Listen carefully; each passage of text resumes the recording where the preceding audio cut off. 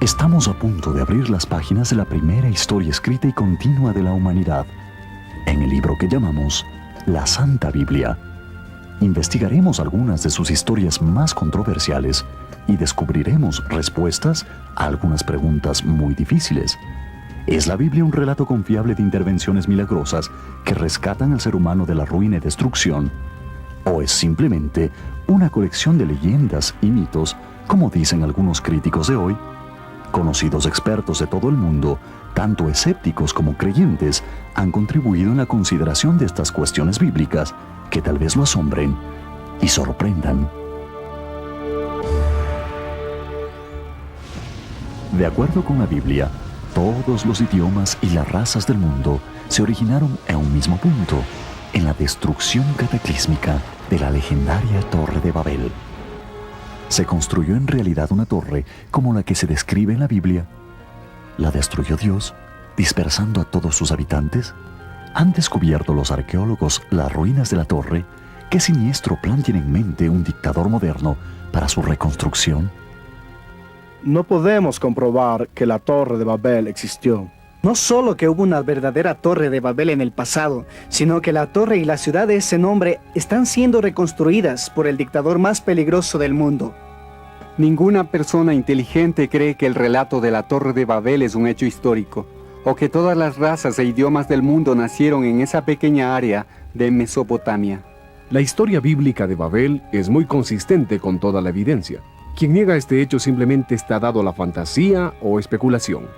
En realidad, el concepto de la generación racial y de idiomas en la Torre de Babel se demuestra fácilmente por medio de la arqueología, la lingüística y la genética. Las torres de los templos en Mesopotamia eran centros para comunicarse con antiguos astronautas. Yo creo que el propósito de la torre era lograr comunicación, pero no con supuestos antiguos astronautas, sino con los demonios y ángeles caídos. La Biblia nos dice que Dios se enojó con la primera civilización que descendió de Noé. Para saber por qué, veamos el principio de la historia como lo relata la Biblia. Según Génesis capítulo 8, cuando las aguas del diluvio comenzaron a bajar, el arca se detuvo sobre los montes de Ararat. Noé y su familia descendieron de la montaña para comenzar una nueva vida. Dios les ordenó que no permanezcan en un solo lugar, sino que salgan, tengan muchos hijos y vuelvan a llenar la tierra. Pero los descendientes de Noé violaron la orden de Dios. Se establecieron en un llano fértil entre los ríos Tigris y Éufrates. Cuando comenzaron a construir una torre hacia los cielos, Dios decidió dispersarlos. ¿Es este relato de la historia de Babel un hecho o ficción? ¿Por qué en realidad se construyó esta torre y quiénes la hicieron? ¿Sería posible que todas las razas e idiomas del mundo surgieran de un solo lugar como dice la Biblia en Génesis capítulo 11? Al considerar estas preguntas, veamos lo que sucedía en la tierra de Sinar. La Biblia nos dice que el rey Nimrod fue un gran cazador y el constructor de ciudades antiguas en lo que hoy es Irán e Irak. ¿Pudiera ser Nimrod el gobernante que se propuso construir una torre alta para hacerse un nombre para él y su pueblo y para evitar dispersarse como Dios lo había ordenado? De modo que tenemos un doble misterio que explorar. Primero, ¿hubo en realidad una torre de Babel? Segundo, ¿surgieron todas las razas e idiomas del mundo como resultado de la destrucción de esa torre? Aunque la Biblia guarda silencio respecto de los eventos diarios que rodean la Torre de Babel, podemos especular cómo se puede haber desarrollado el drama en el reino de Nimrod. ¡Oh, poderoso rey Nimrod! ¡Escucha la palabra! El Dios de los abuelos, de nuestros abuelos, clama y nos advierte: salgan y hagan nuevas naciones. No se queden aquí desafiando a Dios. ¿Harán venir nuevamente las aguas del diluvio? ¡Destruirá esto!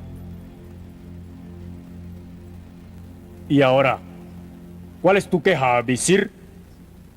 No es una queja, Su Majestad. Lo que el viejo mendigo grita en las calles, se susurra en algunos lugares. ¿Y quién es este Dios? ¿Cómo se llama? ¿Vamos a dejar el poder y riquezas que tenemos aquí solo por unos cuentos de viejas? ¿Quién es este Dios y qué me dice de esto? ¡Sacerdote! No conozco a ningún Dios más grande que su majestad.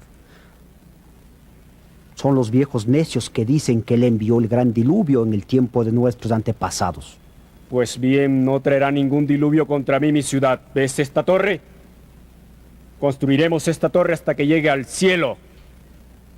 Y ningún diluvio de agua la podrá destruir. ¿No es así, arquitecto? Con esta torre, oh gran señor, prevaleceremos contra cualquier dios. Y tú serás igual a cualquiera en los cielos. Por siglos, los escépticos desafiaron la veracidad de la Biblia sobre la Torre de Babel, porque creían que la tierra de Sinar, a la cual se refiere la Biblia, jamás había existido. Para entender esto mejor, pedimos una explicación al profesor David C. Duell, experto en estudios del Antiguo Testamento. Profesores y estudiantes de la Biblia dudaban de la ubicación y aún de la existencia de la tierra de Sinar.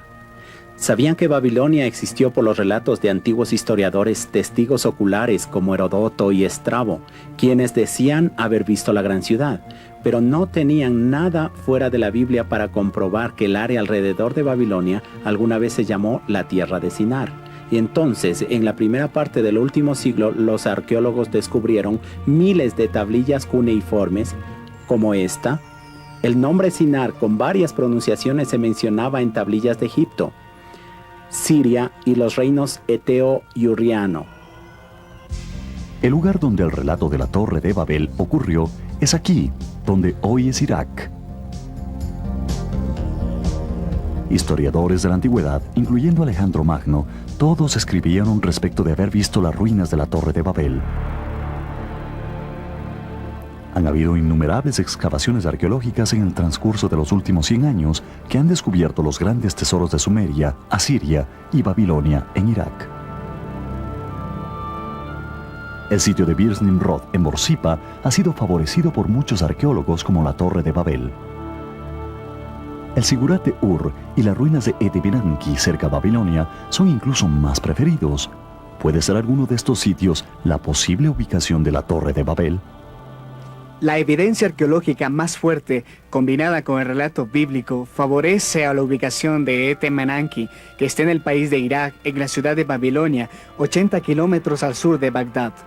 Este lugar recientemente se mencionó en el libro de referencia de Reader's Digest como el lugar más probable para la ubicación de la Torre de Babel. Hoy en día, en la ciudad de Babilonia, se puede hallar un modelo de esta torre en el Museo de Nabucodonosor. La construcción de la torre y su grandioso diseño impuso una pesada carga sobre el pueblo y los recursos. Sin duda, el proyecto de la torre demandó más y más trabajadores y dinero. La mano dura de Nimrod se sentía en todas partes.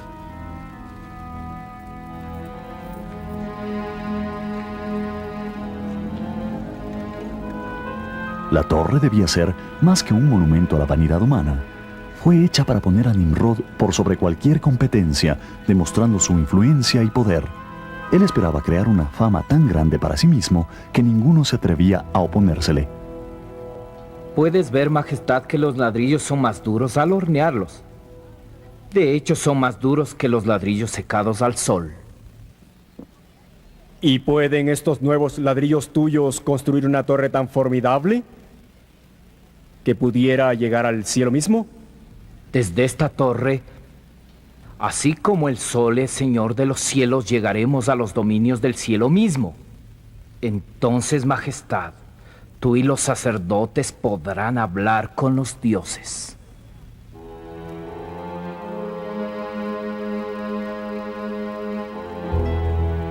Cuando la Biblia dice que la intención era que la torre llegara al cielo, no quiere decir en un sentido físico, sino como un sistema de comunicación. Ellos usarían cristales de cuarzo, como este cristal de cuarzo que tengo aquí en mi escritorio, y si se los amontona en la longitud correcta, atraen ondas de radio. El capítulo 11 de Génesis dice que la torre fue construida de ladrillos cocidos al fuego.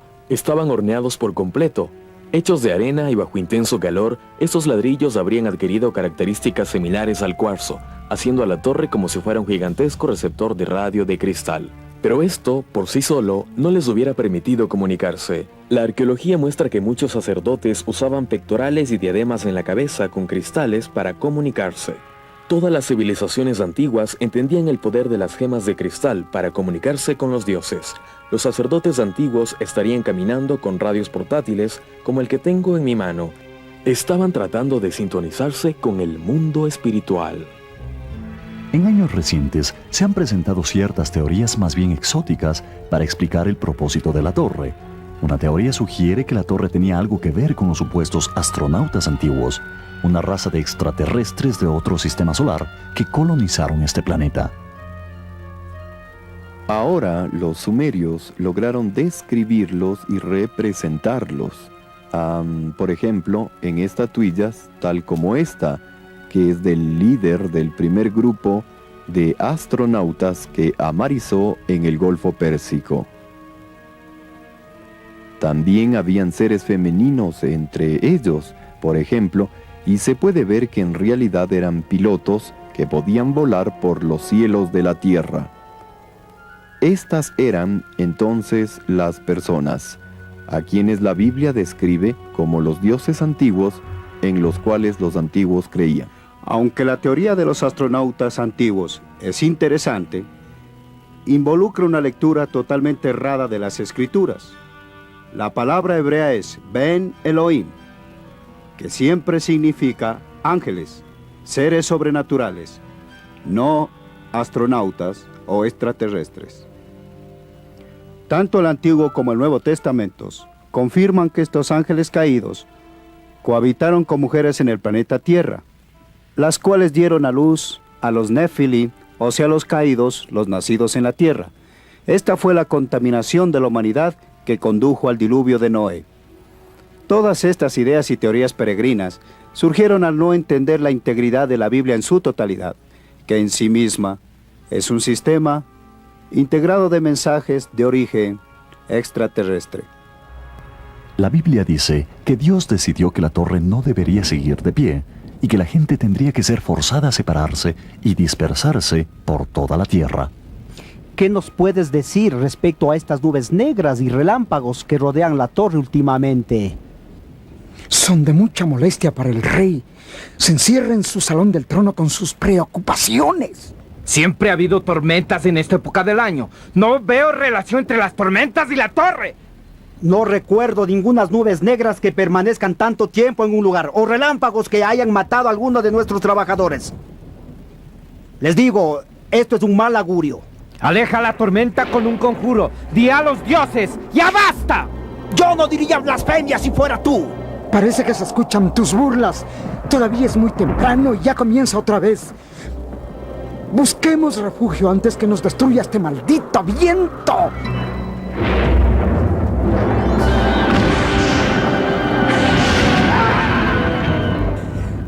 ¿Dónde está mi corte? ¿Lo ven? ¿Lo ven, necios? ¡Está sucediendo de nuevo! ¿Por qué me destruyen? No es así, majestad. Es solo el mal tiempo otra vez. ¿Acaso no son el tiempo y los dioses uno solo sacerdote? ¿Por qué? ¿No has aplacado a los dioses con sacrificios? ¿Acaso quieres verme muerto? Majestuoso señor, yo ya ofrecí un buey y 2 corderos esta mañana en el altar. ¡No es suficiente! ¿No ves acaso cómo nos gritan? ¡Ofrenda más bueyes y corderos!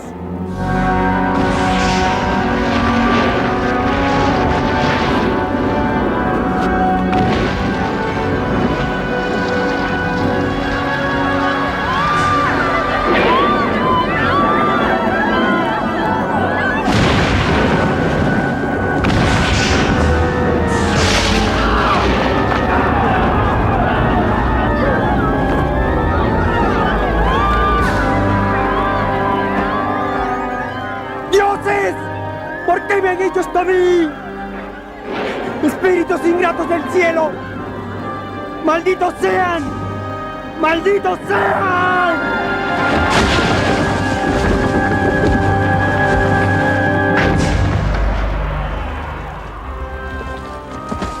De acuerdo con la Biblia, Dios destruyó la torre y confundió los idiomas de la gente para que se separen en naciones y razas y nunca más desafíen al Dios Todopoderoso. Esto nos trae a la última parte de esta historia misteriosa. ¿Es acaso posible que todos los idiomas y razas del mundo pudieran en realidad brotar del incidente de la Torre de Babel? Los cristianos fundamentalistas han tratado de enseñar que la confusión de idiomas fue un resultado de la construcción de la Torre de Babel. Esto no se puede comprobar ni por información histórica ni por evidencia arqueológica. Hay unos 5.000 idiomas en el mundo hoy, y entre 50 y 200 grupos no relacionados. Podemos rastrear el más conocido de esos idiomas del sistema indoeuropeo hasta alrededor del año 3000 a.C., cerca del tiempo de Babel. Después de eso nos topamos con una pared. Para tener una idea de cuán rápido cambian los idiomas, aquí hay un ejemplo de Bepol en el inglés antiguo.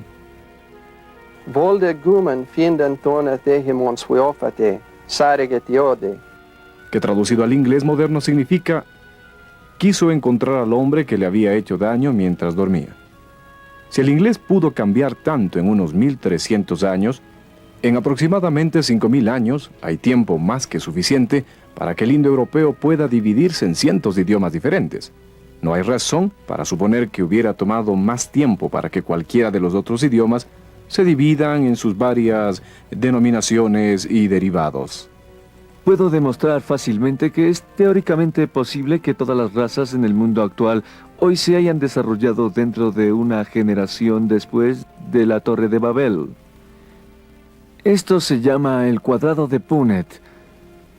Los biólogos usan este cuadrado para predecir la distribución de información genética.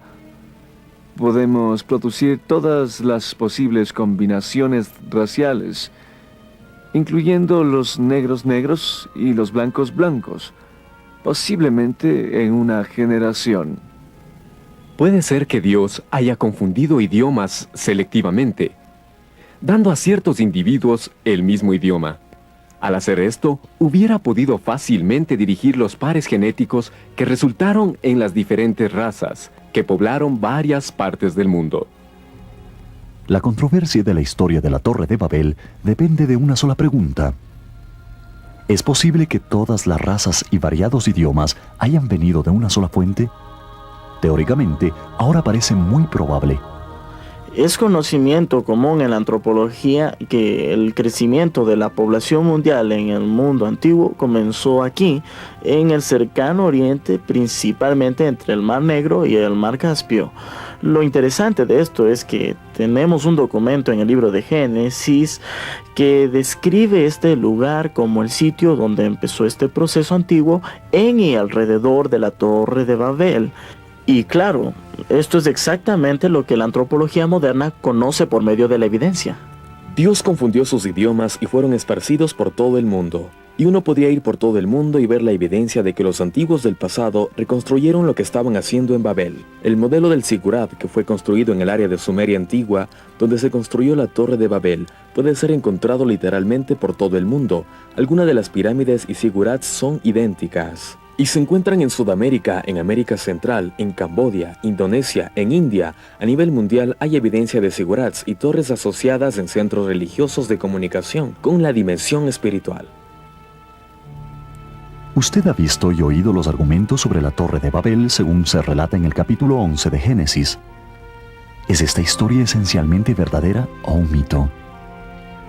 Considerando los datos científicos que apoyan el origen de las razas y sus variados idiomas, los hechos están fuertemente a favor de la Biblia. Recuerde, la tierra de Sinar, descrita en la Biblia, fue considerada un mito hasta que una seria investigación a fines del siglo XIX la descubriera, reivindicando la Biblia por completo.